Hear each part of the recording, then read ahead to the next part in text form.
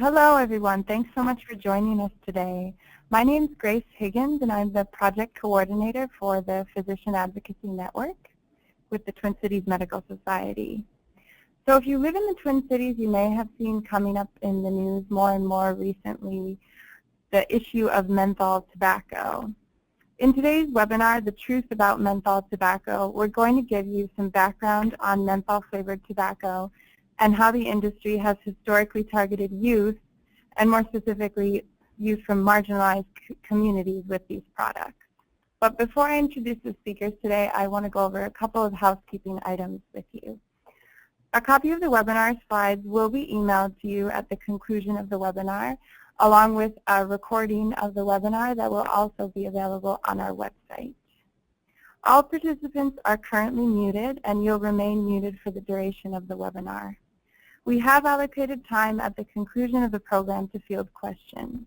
If you have a question you'd like answered, please use the chat box on your screen, and we'll read them aloud at the end of the presentation for the presenters to respond. Today's speakers are Alex Fung and Annie Kropik.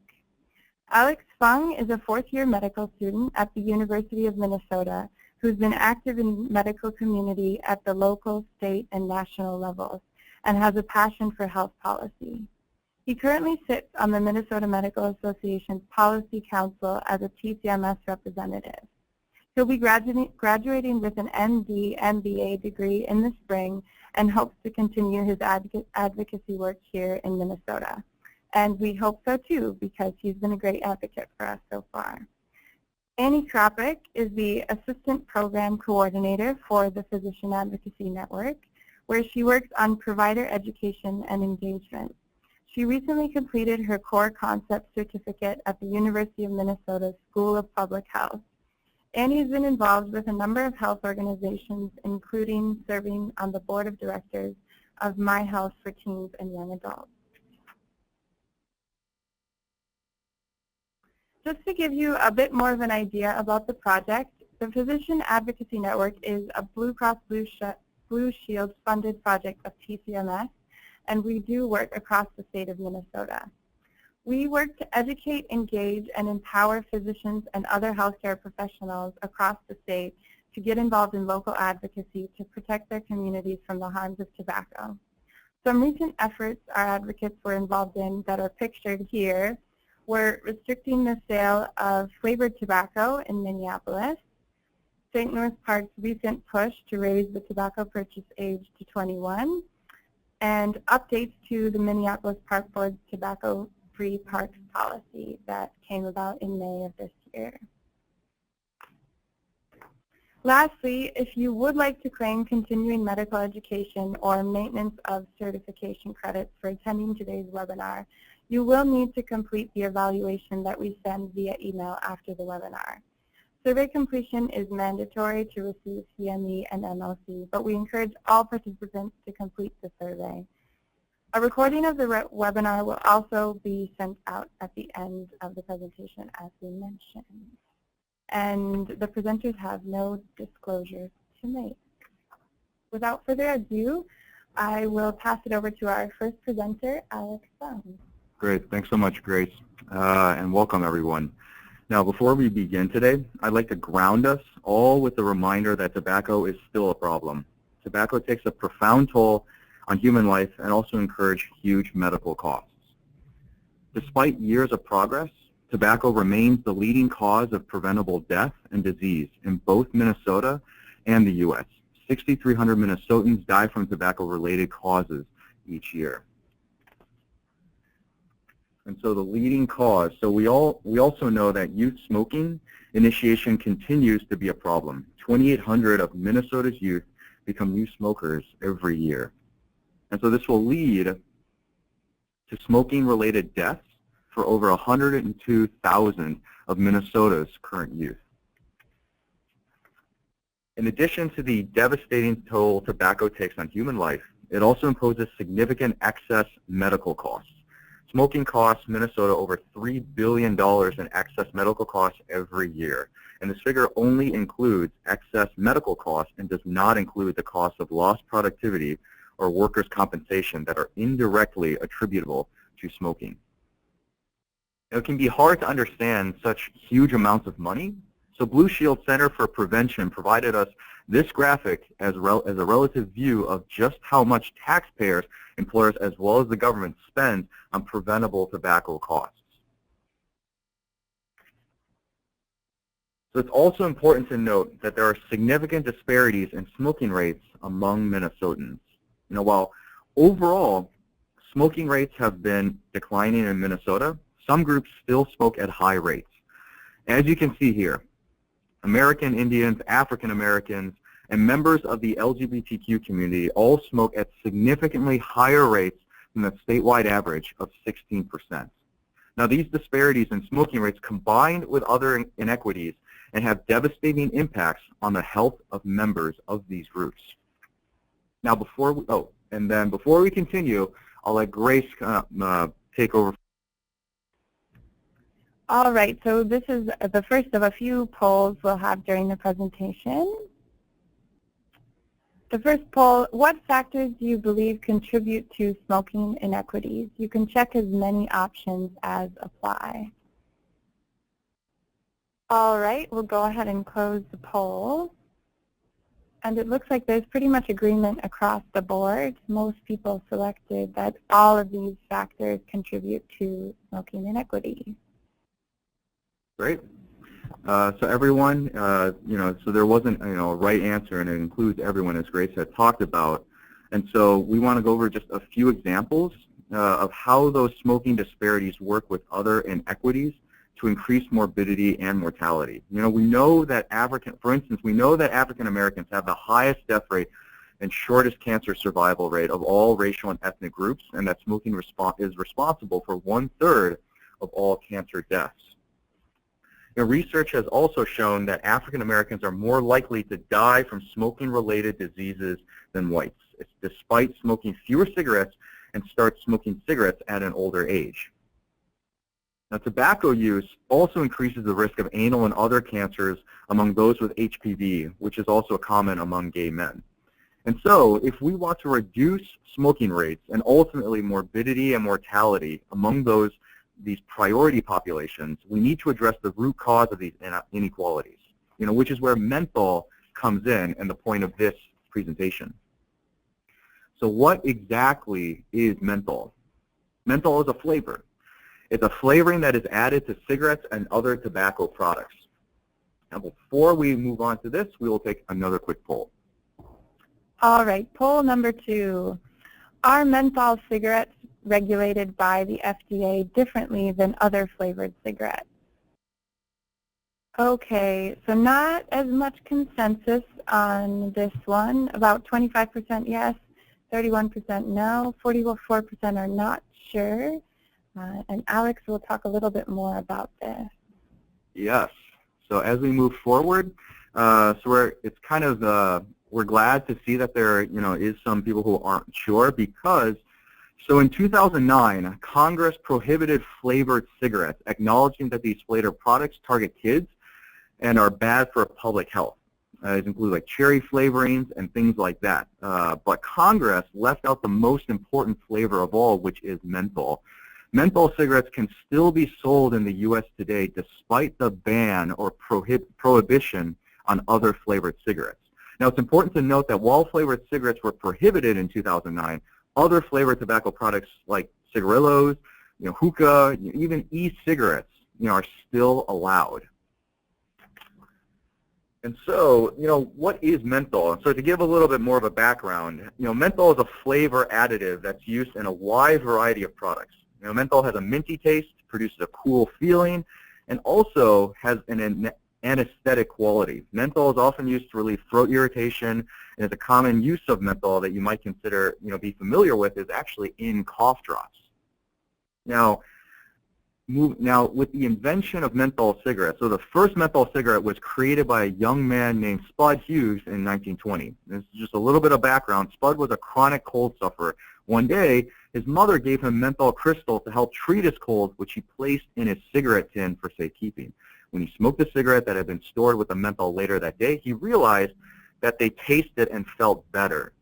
He went on to create the first menthol-flavored cigarette. You know, the popularity of menthol cigarettes grew rapidly, and within 10 years of their invention, Spud's menthol cigarettes were the 5th best-selling cigarette in the country. Now, why is this important? You know, so today, menthol cigarettes made up about 1/3 of the cigarette market in the U.S. We'll be focusing on menthol cigarettes today, but menthol flavoring is also used in other tobacco products like e-cigarettes and hookah. So why is this harmful? Menthol is more than just a flavor additive. Menthol makes it easier to start smoking, increases dependence, and makes it harder to actually quit smoking. And so now we'll go ahead and take another quick poll with Grace. Okay, poll number 3. Menthol makes it easier to begin smoking. Do you strongly agree, strongly disagree, or are you not sure? Okay, we'll close the poll. So most folks strongly agree with that statement, which is great because Alex is going to tell you a little bit more about why they're easier to start smoking. Great. Thanks, Grace. So before moving on, we'll kind of start off with this quote, which is probably what most of you correctly assumed, is that menthol helps the poison go down easier. Now, what do we mean by that? We kind of talked about it, but menthol makes the tobacco more palatable and easier to inhale. You know, internal tobacco company documents show that menthol is added to cigarettes because it is known to be an attractive feature, especially to inexperienced smokers. It impacts dependence by also intensifying nicotine addiction, and as well as increased dependence. Menthol stimulates the trigeminal nerve, which is also stimulated by nicotine and elicits a strong liking reaction from smokers. In addition, menthol plus nicotine increased number of nicotinic receptors and as well as the activity of dopamine neurons, you know, than just having nicotine alone. As you probably all sort of guessed next, it's harder to quit. Menthol smokers are less successful in quitting than non-menthol smokers. This is particularly true of African Americans and non-white menthol smokers. Research also shows that pregnant menthol smokers who quit for their pregnancy are more likely to resume smoking following the pregnancy than those who smoke non-menthol cigarettes before their pregnancy. And so current evidence shows that menthol cigarettes are associated with the same level of disease risk in individuals as non-menthol cigarettes. You know, however, because they make it easier to start smoking and harder to quit, menthol cigarettes pose a unique risk to the health of the public as a whole. So who is using menthol? So how does menthol relate to health inequities? You know, let's look at which groups, again, are using menthol at a high rate, which we talked about earlier. You know, so let's start with the lowest use rate group. You know, 24% of white adult smokers use menthol cigarettes. Next, LGBTQ adult smokers. 36% of LGBTQ adult smokers use menthol cigarettes, compared to 29% of straight smokers. Amongst youth smokers, nearly half of Minnesota's high school smokers use menthol cigarettes. Concerningly, preference for menthol cigarettes among Minnesota high school smokers has more than doubled since 2000. Now, looking to LGBTQ youth smokers, we see that 71% of this risk group use menthol cigarettes. And amongst African American youth, 83% of African American youth smokers use menthol cigarettes. In addition, among African American adult smokers, a full 89% of this demographic use menthol cigarettes. And so we can obviously point to a sense of the disproportionate use. And so we can see that groups that use menthol are the same as groups that continue to smoke at high rates, because menthol cigarettes make it easier to start, increase dependence, and make it harder to quit. They play a significant role in perpetuating these tobacco-related inequities. Now, I'm going to hand the webinar over to Annie to tell you about the history of targeted marketing by tobacco companies. Great. Thanks so much, Alex, and thanks everybody for talking with us today. I'm going to spend a bit of time diving into a history of targeted marketing by tobacco companies here around menthol specifically. So we have evidence that demonstrates that the tobacco industry has been targeting youth, African Americans, the LGBTQ community, Latinos, Asians, and Hawaiian and Pacific Islanders for quite a long time. And so a lot of the data, just so you all know, we're talking about today comes from a comprehensive study from the Food and Drug Administration. So really thorough research and review of the literature has shown that these examples of targeted marketing exist and are real.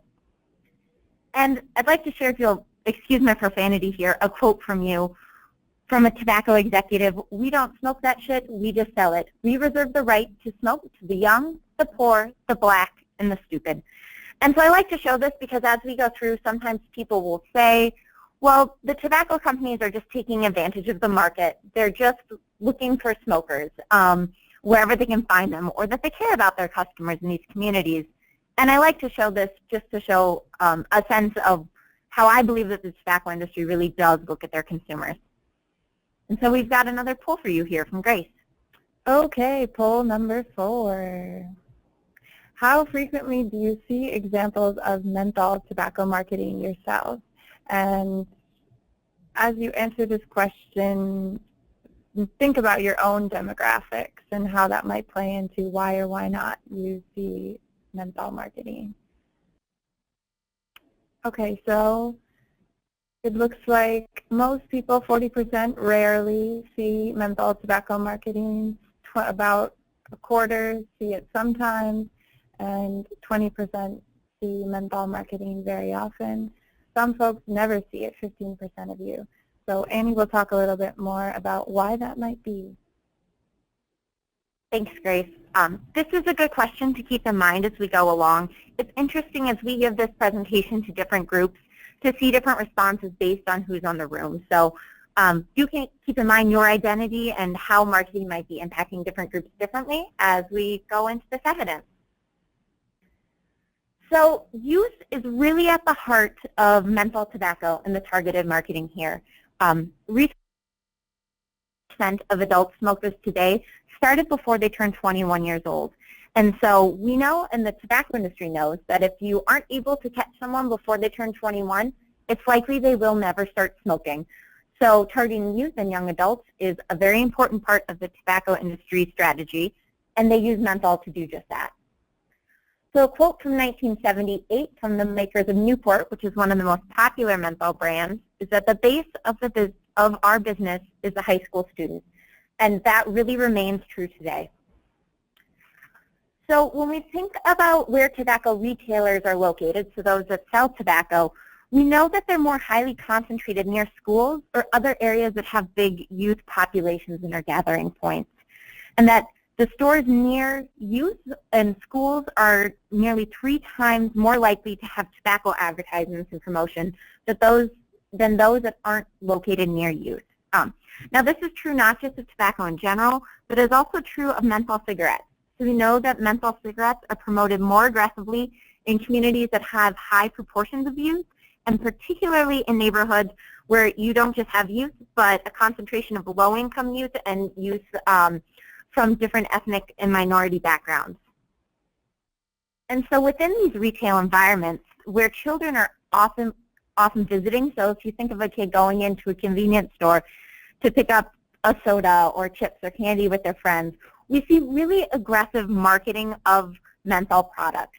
And so the picture on the left there you can see actually comes from Portland. That's a Newport ad located below the countertop, so really at child eye level, right next to the cotton candy and the Cheetos, which again, we know that the people who are looking at these and seeing them are disproportionately youth. On the right you can see these are kind of a newer form of menthol cigarette. So it starts as a regular cigarette that has a flavor capsule in it, and when you click it, it releases menthol flavoring and transforms into a menthol cigarette. So a little bit gadgety, something you could see appealing to youth because it's kind of fun and different. Well, not fun, but in their eyes. And located right over the ice cream. So when kids are going in to get a popsicle on a hot day, they're seeing menthol advertisements and dating them right away. This is another really strong example of where we see the targeting of youth, especially where it comes together with targeting minority communities. So this is an ad campaign called Cool Mix that Brown & Williamson Tobacco Company had in the early 2000s. What you see here were called collector packs. So these special edition packs, kids, youth were encouraged to collect them all because when you put them together, they showed this mural of hip-hop figures. Along with this, the company sent out CD-ROMs that had free games, free hip-hop music, and other things that were targeted towards young adults, and children actually received these as well. So in 2004, the state of New York actually sued Brown & Williamson over this campaign. They said that it violated the terms of the master settlement agreement that was formed around tobacco by targeting African-American youth, and the company actually settled. So the suit was settled for $1.4 million and some new restrictions on this advertising campaign, promises not to send CD-ROMs directly to children with, cool sponsored music. But it's a great example of how this really targeted marketing is happening. And just to reiterate a point that Alex made, use of menthol by high school students is on the rise. So right now, almost half of Minnesota high school smokers use menthol, and that's more than doubled since 2000. And so these trends are not exclusive to Minnesota. We've seen increases in menthol use nationwide, and what we know is that the youngest smokers are the most likely to use menthol. We're going to spend a bit of time here talking about the targeting of the African American community. This is where some of our best and longest evidence comes from, but you'll see through here, again, trends of targeting youth, and you'll also see tactics that we'll talk about how they were just adapted for other communities later on. So today, a full 89% of African American adult smokers use menthol, and this didn't happen by mistake. As you can see here, there's been a significant rise in menthol use, and this has really been the result of marketing campaigns, deliberate and targeted marketing on behalf of the tobacco industry. In 1952, you can see that only 5% of African Americans use cool. What happened in that year is that Brown & Williamson conducted a general market research survey. So they just went out in the community to see what were the trends. And what they found is that 2% of white Americans preferred their cool menthol cigarettes, and 5% of African Americans preferred cool. And in seeing that, they recognized an opportunity that was pretty new at this time to target the African American community as a unique market. And so they were actually one of the first industries to do this, to recognize the potential of African Americans as a unique consumer market. And we're actually called leaders among advertisers for the work that they did that I'm going to explain to you now.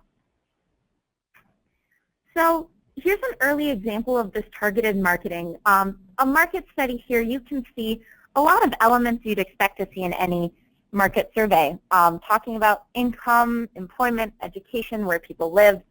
But another part of this report really dives into how years of discrimination and oppression in America could influence the brand loyalty of African Americans. So this is a great early example of them beginning to exploit communities and really tapping into community values and exploiting them for their purposes. We also see a really significant financial investment into marketing menthol to African Americans early on. So you can see here that in 1959, the budget rose by 87%. So a lot of money is going into this marketing. And here's another great example of early on exploiting culture in ways to sell Newport, and menthols in general. In the late 60s and early 70s, the menthol market really tapped into the Black Power and civil rights movement. So this is a great example. You can see really prominent afros here, a dashiki, a fist raised with the menthol cigarette. Tapping into Black Power and civil rights movement was a way for the menthol industry to capture the attention of Black urban young adults and get them to associate menthol cigarettes with something that is fresh and modern. Another thing that we see in the early 70s, which is a time that menthol use is rapidly rising in the African American community, is a different portrayal of African Americans than you saw elsewhere in the media. So in this Newport ad and other menthol ads, you're seeing young Black adults who are happy and confident, successful, just a really positive image of what this looked like. And you can see they aren't even smoking Newports in this ad. They're just out having fun. And this positive image was something that was really important. We've heard from a lot of people who work in this field that this was something new that they hadn't seen before, this positive image. And they're still using the same tactics today. So these ads are 40 years apart, but you can still see it's happy young people having fun. So associating that Newport brand with this idea of happy, young, healthy people. And the tobacco industry has been very good at making sure that these ads make it to their target audience. So both previously and today, these ads are really concentrated in magazines that have largely African American readership. So we know that today you are 9.8 times more likely, so basically 10 times more likely, to see a menthol ad in a magazine that has primarily, compared to that has a primarily white audience. Another relatively early marketing tactic was mobile marketing vans. Now, I don't know if any of you on this webinar remember seeing these, but these were pretty common back in the 70s and 80s. And so what we saw here was tobacco companies sending out these mobile marketing vans. They parked on street corners, and they gave away free and heavily discounted menthol cigarettes. And so these vans were sent out largely into urban black neighborhoods and places with low income. And the places that they are parked really reflect the targeting marketing that was used. So we see these parked out places like public aid offices. They're parked in front of large housing complexes, shopping malls, bus stops, or busy street corners. And so they'd play music, they'd make it seem like a fun event, they'd hand out free packs of cigarettes and then coupons to build their brand loyalty and really build their smoking base. Now today, it's not acceptable to park a Newport van out on the corner and start handing out free cigarettes, but that doesn't mean that the tobacco industry isn't trying to create this loyalty and sense of ingratiating themselves into the community. So today what we see a lot of is sponsoring festivals and concerts and other community events. So this poster from 2006 shows a Roots concert, so something that we know is really popular among Black teens and young adults as well as other young people. A free concert that just happens to be sponsored by Cool. So this branding continues in ways that really trying to reach their young market in new and creative ways. We also see special promotions as a strong trend that's been used both previously and currently. So here we see from 1989 a document talking about using promotions, so price discounting or other giving away free items to attract 18 to 24-year-old urban black smokers, so really targeting out young adult black smokers here. And couponing persists today, so these special promotions often take the form of coupons. We know that high tobacco prices are one of the best tools that we have for preventing youth from beginning to smoke, and these coupons directly undermine those high prices. And so what we see is really aggressive direct mailing of these to consumers in general, and particularly to those who live in areas that are primarily African American neighborhoods. So in addition to these mailings, we also see today digital coupons. The example on the right is a digital coupon where they're really time sensitive, which is something that's interesting. So you get a coupon for tonight and for tomorrow. So building in that technology to a new generation of targeted marketing using some of those same old tactics. And this targeted marketing isn't limited just to neighborhoods and to coupons. It also happens in ads like those that take place on the exterior of stores or billboards. Black neighborhoods have up to 10 times more tobacco ads than other neighborhoods. And so this is true both of tobacco and of menthol advertising. So we know that menthol advertising increases in areas that have a greater proportion of African American residents. Now this can seem a bit abstract of, okay, that happens in some places, but there was a 2013 study here in Ramsey County, Minnesota that showed these same trends of increasing menthol advertisements in areas that had increased African American populations. So this is a problem that is happening in our own communities, in our own neighborhoods. And now the last tactic I'm going to talk about is a way in which the tobacco industry has tried to integrate themselves into the Black community and has used this with other communities as well. So one tactic that the industry uses is giving donations to community groups. So this can be large groups or a smaller group as sponsoring the annual fall fair at a church, but going in and donating money in a way to ingratiate themselves to the Black community. And so by doing this and giving these donations, what we see is the tobacco industry not just increases tobacco use, but diffuses opposition that might arise from the African American community and gets African American organizations to act as front groups for the tobacco industry. So you can imagine it's not the most convincing when the tobacco lobbyist stands up to city council and says, this hurts our products. Not always the best messenger, but by ingratiating themselves in the community and giving these donations, they're attempting to create messengers for their brand. And so this is just a brief list of some of the organizations that have ties to tobacco money and have accepted tobacco donations.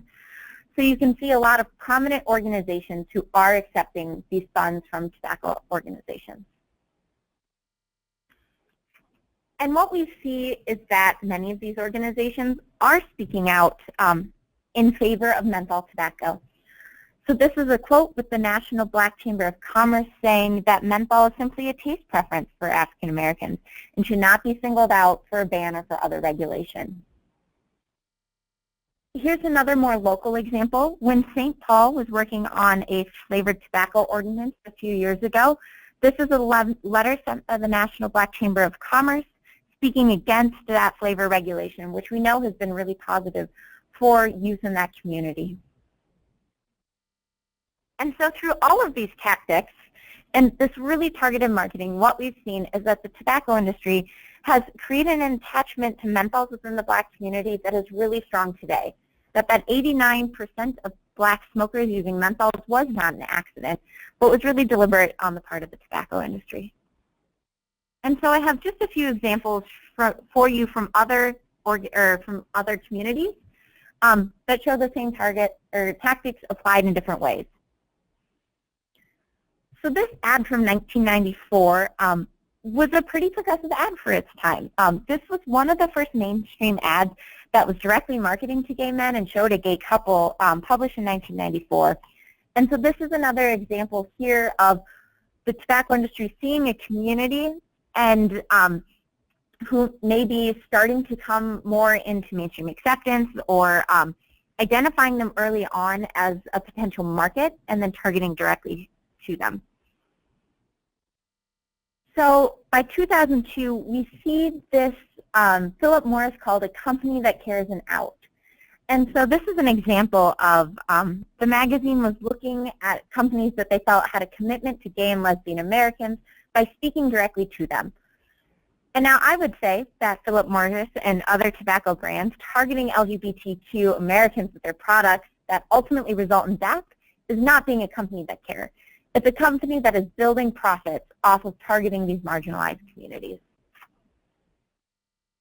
This is another hometown example. So this is menthol snus, which is a type of chew tobacco rather than menthol cigarettes. But this was from Lavender in 2011, which is our own Minneapolis-St. Paul LGBTQ-focused magazine, talking about taking pride in your flavor. So a great example of the ways in which the industry has appropriated those messages and used what were positive messages within a community, like civil rights, like taking pride, and using them to sell these deadly products. And finally, an example from just last year, at Milwaukee Pride, we saw what is a bit of a modern-day iteration of those mobile marketing bans. So we saw the Newport Pleasure Lounge. These were lounges that were brought into Pride. They had air conditioning and fun music and games where people could hang out and buy packs of Newports for $1, which is just 5 cents a cigarette, which is, if you know the price of cigarettes today, really obscenely low.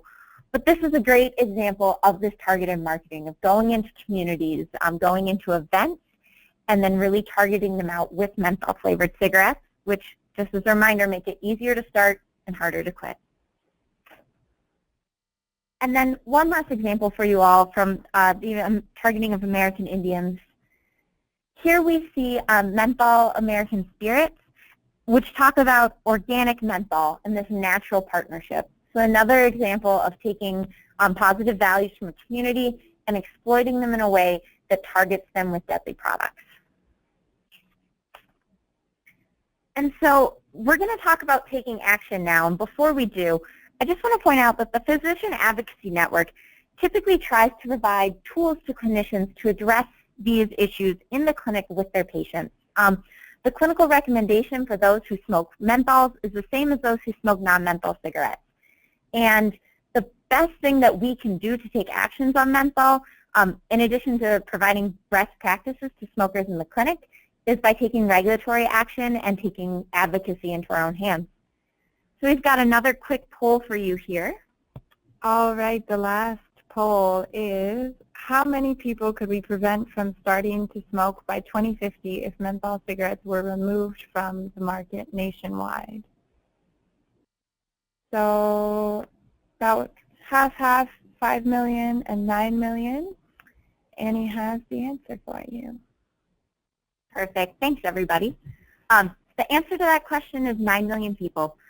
So if menthol cigarettes were removed from the marketplace nationwide, we'd see 9 million people who never start smoking by 2050. We also see that nationwide we'd save up to 300,000 lives, 1/3 of which would be African Americans. And we know that about half of Minnesota adult menthol smokers say that they would try to quit smoking if menthol cigarettes were no longer available to them. So in 2009, when other flavored cigarettes were removed from the marketplace, they were no longer allowed to be manufactured, as Alex told you about.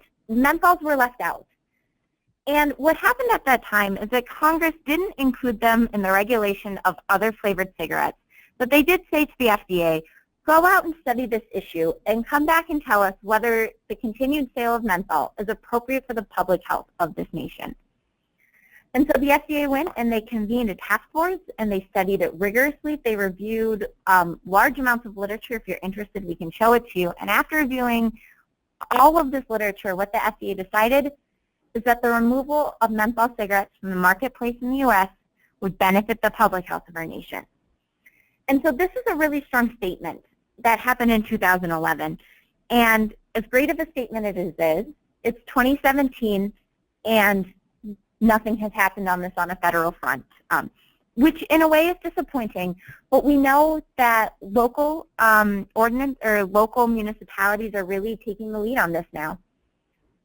So internationally, we've seen that both the EU and very recently Canada have prohibited the sale of menthol tobacco.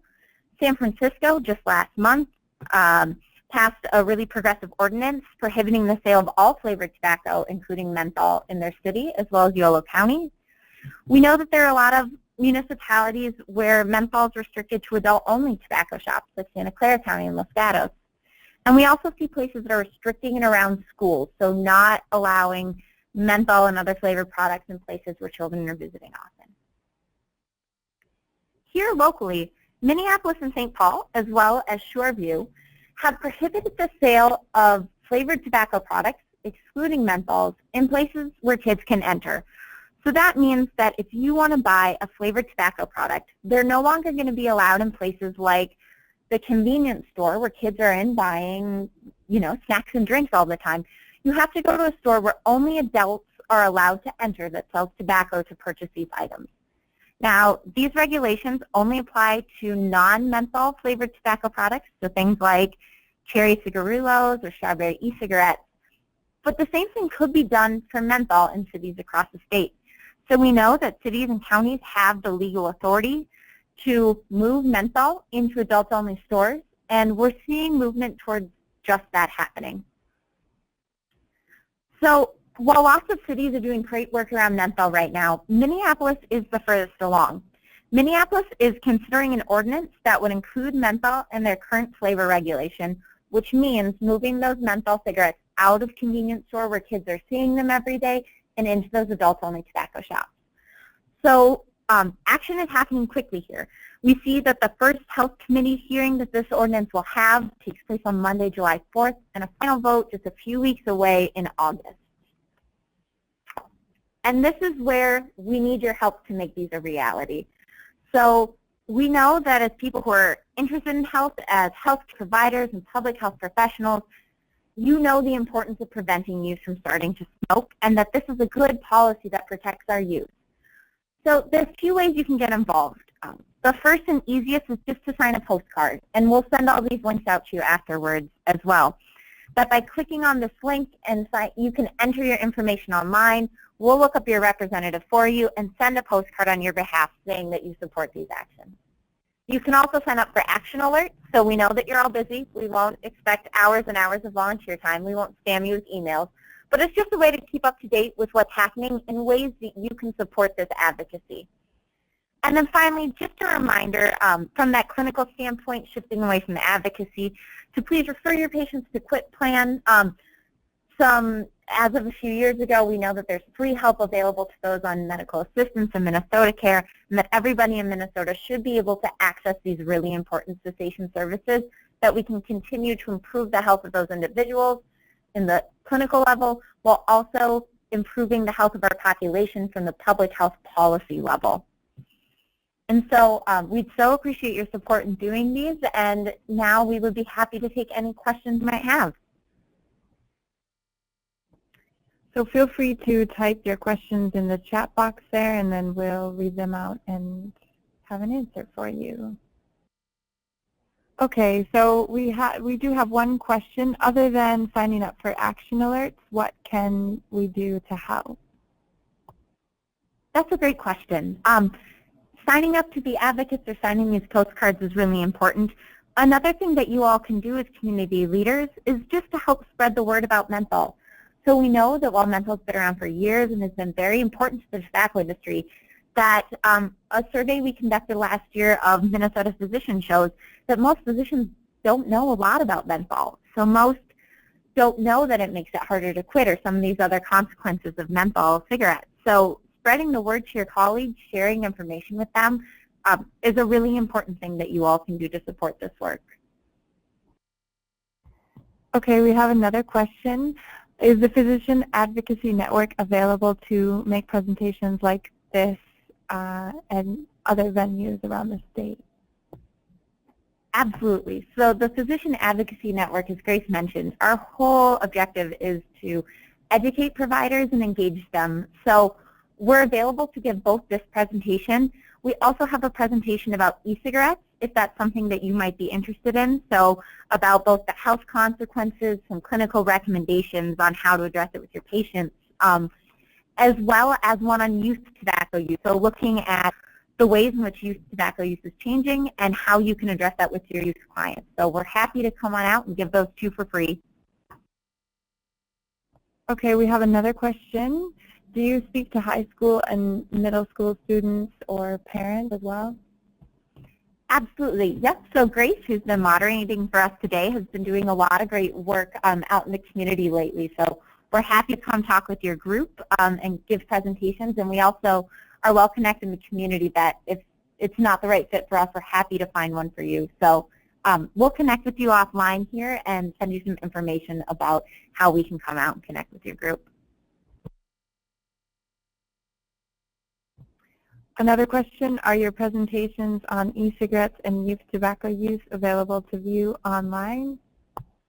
Also a great question, and yes, they are. So if you visit our website listed there, panmn.org, there's a tab that says, I think it says education or webinars, that when you drop down, you'll see all of them.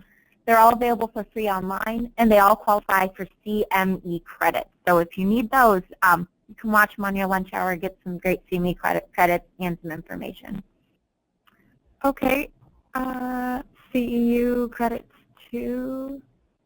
Another question? That's a good question. It can get a bit complicated depending on your profession and your licensing requirements, but we can absolutely get you the documentation you need to apply to your particular licensing board. We work frequently with healthcare professionals, nurses, respiratory therapists, and others, so we can get you what you need to make sure you get credit. Okay, another question. What do you suggest for local public health professionals to push mental health regulations in our jurisdiction? So one good way to support menthol regulations in your community is to start reaching out to people in your community. So we found in the work we're doing in Minneapolis and other communities that it's important to build coalitions. We also know that here in Minnesota, your city does have the ability to move menthol and other flavored tobacco out of those convenience stores and into adult-only stores. So that's a great policy that a lot of cities are working on. And if you're interested in it, we're happy to connect you with resources in your community who can provide some technical assistance and help you get that process rolling. So if you want to be an advocate, we can absolutely connect you. All right. If there aren't any further questions, we'll end the webinar there. Thank you all so much for attending today. We hope that you will get in touch if you're interested in supporting the Minneapolis regulation, and also if you're interested in looking at a policy like this in your own community, please feel free to reach out. And we look forward to hearing from you all and working with you possibly in the future. Thanks so much.